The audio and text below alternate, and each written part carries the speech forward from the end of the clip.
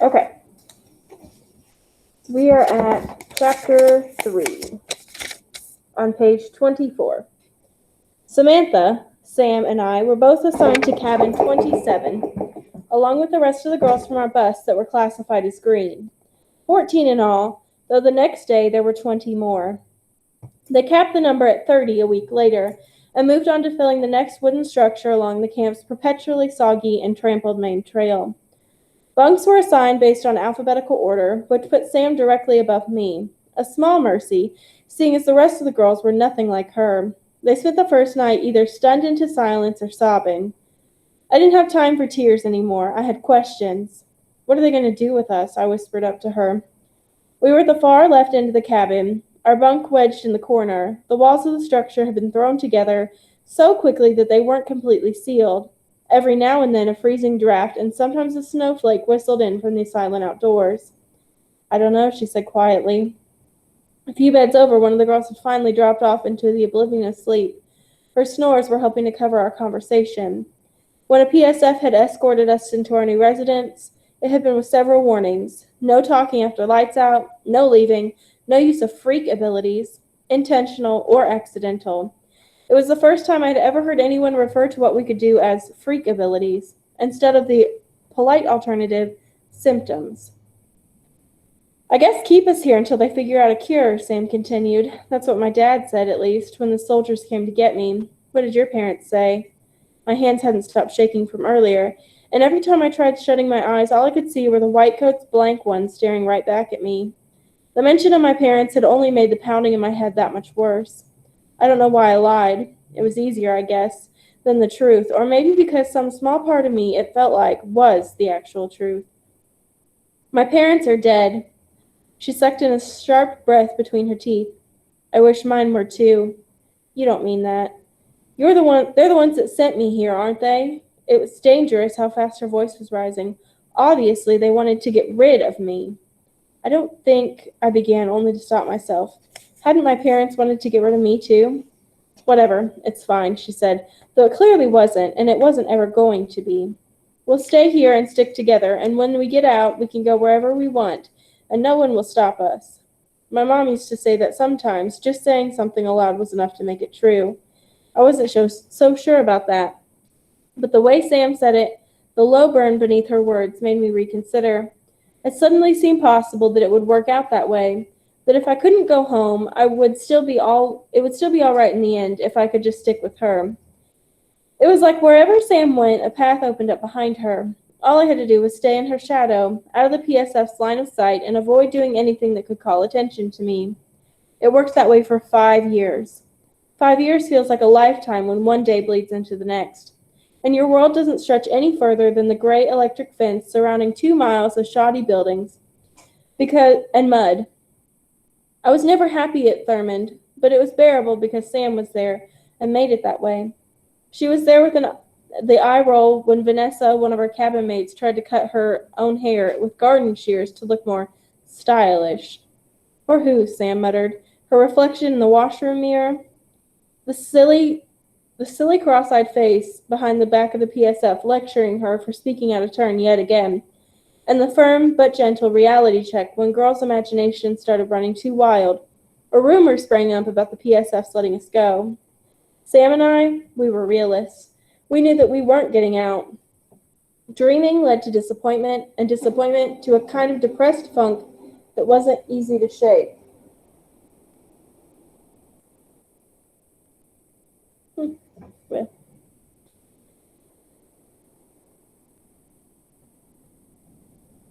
Better to stay in the gray than to get eaten by the dark. 2 years into life at Thurmond, the camp controllers started to work on the factory. They had failed at rehabilitating the dangerous ones and hauled them off in the night, but the so-called improvements didn't stop there. It dawned on them that the camp needed to be entirely self-sufficient. From that point on, we'd be growing and cooking our own food to eat, mucking out the washrooms, washing our uniforms, and even making theirs. The brick structure was all the way to the far east side of the camp, cupped up to one end of Thurman's long rectangle. They had had us dig the foundation for the factory, but the camp controllers didn't trust us with actually building it. We watched it go up floor by floor, wondering what it was for, and what they would do to us there. That was back when all sorts of rumors were floating around like dandelion fluff in the wind. Some thought the scientists were coming back for more experiments. Some thought that the new building was there, where they were going to move the reds, oranges, and yellows, if and when they returned. And some thought it was where they were going to get rid of us once and for all. We'll be fine, Sam had told me one night just before they turned the lights out. No matter what, you hear me? But it wasn't fine. It wasn't fine then, and it wasn't fine now. There was no talking in the factory, but there were ways around it. Actually, the only time we were allowed to speak to one another was in our cabin before lights out. Everywhere else, it was all work, obedience, and silence. But you can't go on for years together without developing a different kind of language. One that was all sly grins and quick glances. Today they had us polishing and relacing the PSF's boots and tightening their uniform buttons. But a single wiggle of one of those black shoelaces and a look from a girl standing across from you, the same one that had called you an awful word the night before, spoke volumes. The factory wasn't much of a factory. Better name probably would have been the warehouse, only because the building consisted of one huge room with a pathway suspended over it, the work floor. The builders had enough thought to install 4 large windows on the west and east walls, but because there was no heat in the winter or AC in the summer, they tended to let more bad weather in than sunlight. The camp controllers tried to keep things as simple as possible. They set up rows and rows of tables lengthwise across the dusty concrete floor. There were hundreds of us working in the factory that morning, all in green uniforms. 10 PSFs patrolled the walkways above us, each with his or her own black rifle. Another 10 were on the ground with us. It was no more unnerving than usual to feel the press of their eyes coming from every direction. But I hadn't slept well the night before, even after a full day of work in the garden. I'd gone to bed with a headache and woken up with a glossy fever, fog over my brain, and a sore throat to match. Even my hands seemed lethargic, my fingers stiff as pencils. If I knew I wasn't keeping up, I knew that I wasn't keeping up, but it was like I was drowning, in a way. The harder I tried to work to keep my head above water, the more tired I felt and the slower I became. For a while, even standing upright was taking too much effort, and I had to brace myself against the table to keep from swan diving straight into it. On most days, I could get away with a snail's pace. It wasn't like they had us doing important work, or that we had deadlines to meet. Every task that we were assigned was glorified busy work to keep our hands moving, our bodies occupied, and our minds dead with boredom. Sam called it forced recess. They let us out of our cabins, and the work wasn't difficult or tiring like it was in the garden. But no one wanted to be there, especially when bullies came to the playground. I knew he was standing behind me long before I heard him start counting the finished shiny shoes in front of me. He smelled like spiced meat and car oil, which already had an unsettling combination before a whiff of cigarette smoke was added to the mix. I tried to straighten my back under the weight of his gaze, but it felt like he had taken 2 fists and dug the knuckles deep between my shoulder blades. 15, 16, 17. How was it that they could make mere numbers sound sharp? At Thurman, we weren't allowed to touch one another, and we were beyond forbidden to touch one of the PSFs. But it didn't mean they couldn't touch us. The man took 2 steps forward, his boots exactly like the ones on the table, nudged the back of my standard white slip-ons. When I didn't respond, he snuck an arm past my shoulder on the pretense of sorting through my work, and pressed me into his chest. Shrink, I told myself, curling my spine down, bending my face into the task in front of me. Shrink and disappear. Worthless, I heard the PSF grunt behind me. His body was letting off enough heat to warm the entire building. You're doing this all wrong. Look, watch, girl. I got my first glance at him out of the corner of my eye as he ripped the polish-stained cloth out of my hand and moved me to the side.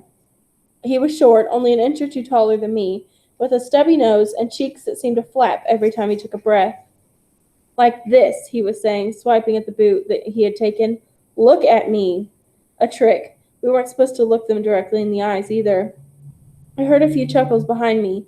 Not from the girls, but from more PSFs gathered at his back. It felt like I was boiling from the inside out. It was December, and the factory couldn't have been warmer than 40 degrees, but lines of sweat were racing down the curves of my cheeks, and I felt a hard, stiff cough welling up in my throat. There was a light touch at my side. Sam couldn't look up from her work, but I saw her eyes slide over to me, trying to assess the situation. A wave of furious red was making its way up her throat to her face, and I could only imagine the kinds of words she was holding back. Her bony elbow brushed against mine again, as if to remind me that she was still there. Then, with agonizing slowness, I felt the same PSF move behind me again, brushing my shoulder and arm with his own as he gently deposited the boot back on the table in front of me. "These boots," he said in a low, purring voice as he tapped a plastic bin containing all of my finished work. "Did you lace them?" If I hadn't known what kind of punishment I'd get for it, I would have burst into tears. I felt more stupid and ashamed the longer I stood here, but I couldn't say anything. I couldn't move. My tongue had swelled up to twice its usual size behind my clenched teeth. The thoughts buzzing around in my head were light and edged with a strange, milky quality. My eyes could barely focus now. More snickers from behind us. "The laces are all wrong."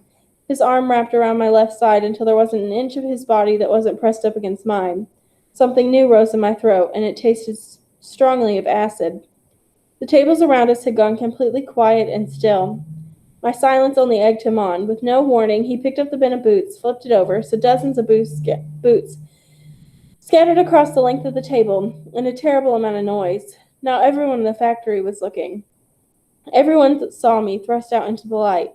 "Wrong, wrong, wrong, wrong, wrong," he sang out, knocking the boots around. But they weren't. They were perfect. They were just boots, but I know whose feet would slide into them. I knew better than to screw it up. "Are you deaf as you are dumb, Green?" And then, clear as day, low as thunder, I heard Sam say, "That was my bin." And all I could think was, no, oh no. I felt the PSF shift behind me, pull back in surprise. They acted this way, surprised when we remembered how to use words and use them against them. "What did you say?" he barked. I could see the insult rising on her lips. She was rolling it around on her tongue like a piece of hard lemon candy. "You heard me, or did inhaling that polish kill whatever helpless brain cells you had left?" I knew what she wanted when she looked over at me. I knew what she was waiting for. It was exactly what she had given me. Back up. I hung back a step, crossing my arms over my stomach. "Don't do it," I told myself. "Don't. She can handle it." Sam had nothing to hide, and she was brave. But every time she did this, every time she stood up for me and I shrank back in fear, it felt like I was betraying her. Once again, my voice was locked away behind layers of caution and fear, as if they were to look into my file, if they were to see the blanks there and start looking into filling them, no punishment they'd given Sam. "It's open."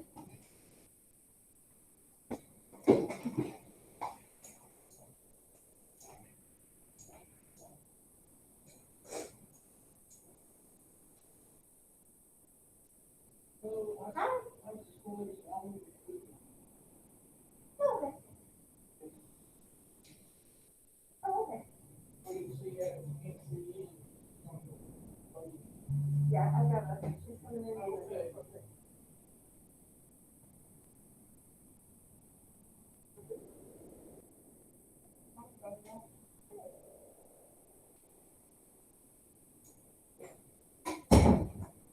We are reading now. Okay, what are we reading? The Darkest Minds. We're on page. I got it for you. It's on page 32. 32.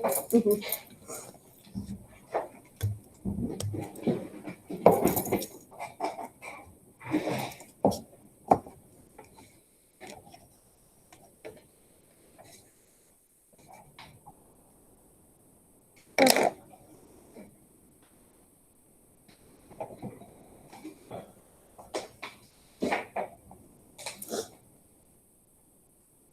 The right side of the guy's lips inched up, turning a grim line into a mocking smirk. "We've got a live one. Come on, Ruby." It was all in the tilt of her head and the tightness of her shoulders. She didn't understand what would happen to me. I wasn't brave like she was, but I wanted to be. I so wanted to be. I can't. I didn't have to say the words aloud. She read it easily enough on my face. I saw the realization come together behind her eyes even before the PSF stepped towards her and took her arm, yanking her away from the table and from me. Turn around, I begged. Her blonde ponytail was swinging with each step, rising above the shoulders of the PSF, escorting her out. Turn around. I needed her to see how sorry I was, to understand the clenching in my chest and the nausea in my stomach had nothing to do with the fever. Every single desperate thought that ran through my head made me feel sick with disgust. The eyes that had been on me lifted two by two, and the soldier never came back to finish his personal brand of torment. There was no one left to see me cry. I had learned to do it silently, without any fuss, years ago. They had no reason to do so much as to look my way again. I was back in the long shadow Sam had left behind. The punishment for speaking out of turn was a day's worth of isolation, handcuffed to one of the gateposts in the garden, regardless of the temperature or the weather. I'd seen kids sitting in a mound of snow, blue in the face, and without a single blanket to cover them. Even more sunburned, covered in mud, or trying to scratch patches of bug bites with their free hands.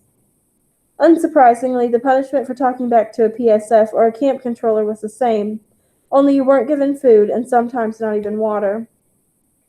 The punishment for a repeat offense was something so terrible Sam wouldn't or couldn't talk about it when she finally returned to the cabin 2 days later.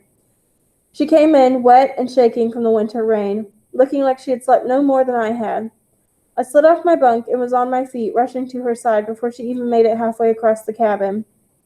My hand slipped around her arm, but she pulled away, her jaw clenched in a way that made her look almost ferocious. Her cheeks and nose had been wind-whipped to a bright red, but she didn't have any bruises or cuts. Her eyes weren't even swollen from crying like mine were. There was a subtle limp to her walk. Maybe if I hadn't known what had happened, I would have just assumed she was coming in from a long afternoon working in the garden. Sam, I said, hating the way my voice shook. She didn't stop or deign to look at me until we were by our bunks. And then she held one fist curled to her bedsheet, ready to pull herself to the top bed. Say something, please, I begged. You stood there, Sam's voice low and rough, like she hadn't used it for days. You shouldn't have. Her chin came down to rest on her chest. Long, tangled, masses of hair fell over her shoulders and cheeks, hiding her expression. I felt it then, the way that hold I had on her had suddenly sprung free, and the strangest sensation of floating and drifting further and further away, with nothing and no one to cling to. I was standing right beside her, but the distance between us had split to a kind of canyon I couldn't jump across. You're right, Sam said finally. I shouldn't have. She drew in a shuddering breath. But then what would have happened to you? You would have just stood there and let him do that? And you wouldn't have defended yourself at all. And then she was looking at me, and all I wanted was for her to turn away again. Her eyes flashed, darker than I ever seen before. They can say horrible things, hurt you, but you never fight back. And I know, Ruby, I know that that's just who you are, but sometimes I wonder if you even care. Why can't you stand up for yourself just once? Her voice was barely above a whisper, but the ragged quality to it made me think that she was either going to scream or burst out into hysterical tears. I glanced down to where her hands were, tugging at the edges of her shorts, moving so fast and frantic that I almost didn't see the angry red marks that circled her wrists. Samantha, I want... She swallowed hard, her tears caught in her eyelashes, but didn't fall. I want to be alone now, just for a while. I shouldn't have reached for her, not with fever and exhaustion pressing down on me, not while I was trembling with a bone-deep hate for myself. But I thought then that if I could tell her the truth, if I could explain, she wouldn't look at me like that way again. She would know that the last thing, the absolute last thing I ever wanted was for her to hurt because of me. She was the only thing that I had here. But the second my fingers touched her shoulder, the world dropped out from under me. I felt the fire start at the ends of my hair and burn its way through my skull. The fever I thought I had kicked suddenly painted the world a fuzzy shade of gray. I was seeing Sam's blank face, and she was gone, replaced by white-hot memories that didn't belong to me. A whiteboard at school filled with math problems, a golden retriever digging in the garden, The world rising and falling from the perspective of a swing. The roots of the vegetable garden being pulled free. The brick wall and the back of the mess hall against my face as another fist swung down towards me. A quick assault from every side like a series of camera flashes. And then I finally came back to myself. We were staring at each other. For a second, I thought I saw my horrified face reflected in her dark, glassy eyes. Sam wasn't looking at me. She didn't seem to be looking at anything beyond the dust floating lazy and free through the air to my right. I knew that blank look. I'd seen my mother wear it years before.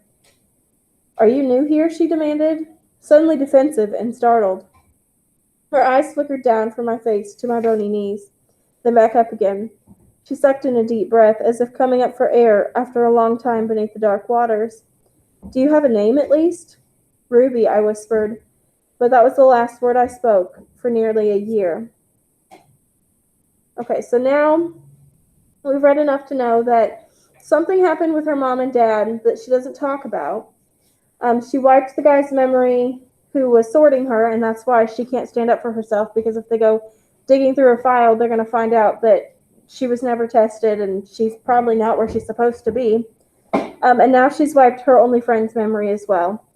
But then she hints here, I saw the same look. I knew that blank look. I'd seen it on my mother wear it years before. So now what can we assume, what can we infer happened to her mother?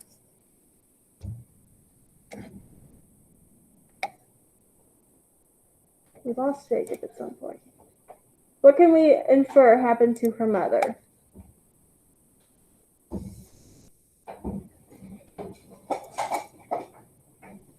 If we know that she wiped the girl's mind, and the girl's face looked just like her mom's. She probably lost control. Yeah. She probably lost control, and she probably wiped her mom's mind, too. Let's see, what time is it? 41. How long is 4? Yeah, we won't get through that. And no, we won't get through that before the end of class. Okay, we're going to stop there. And